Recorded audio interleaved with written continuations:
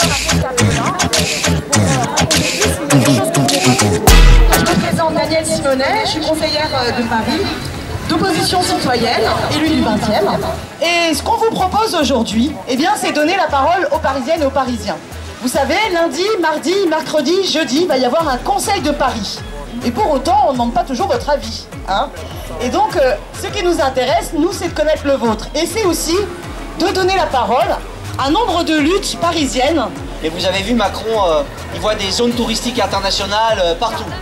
Ça veut dire que sur Paris, on va passer de 7 zones qui sont actuellement ouvertes tous les dimanches à 21. Ça veut dire que pour des dizaines de milliers de salariés, en particulier les femmes, c'est leurs conditions de travail, c'est leurs conditions d'existence même qui vont être tirées par le bas. Depuis le 1er juin, on a reçu un coup de fil de notre ancien patron qui nous disent vous pouvez rester à la maison aujourd'hui.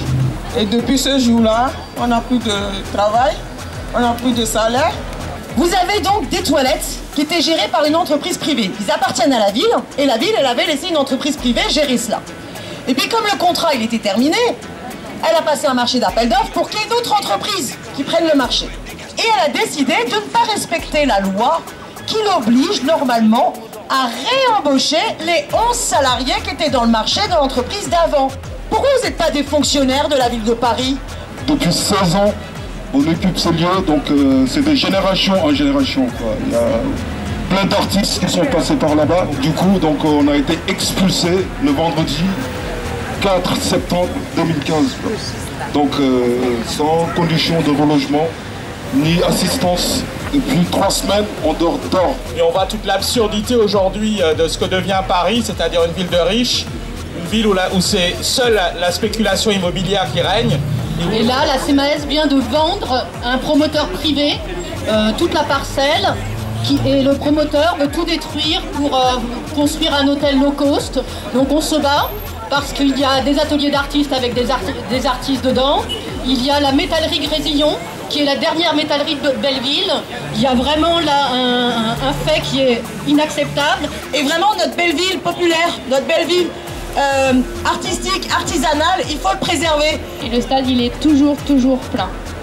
Et puis la mairie, en juin, qu'est-ce qu'elle a annoncé? Un super projet. Un projet de construction de piscine. On s'est renseigné. Et là, il s'est trouvé que la piscine, oui, elle était là. Mais que par la même occasion, ils avaient fait voter en sous-main, comme ça, le fait d'amputer à peu près 30% de la surface du stade pour poser un immeuble dessus. Il y a un autre stade où ça déconne un peu, c'est juste dans le 11e en bas de chez vous, là.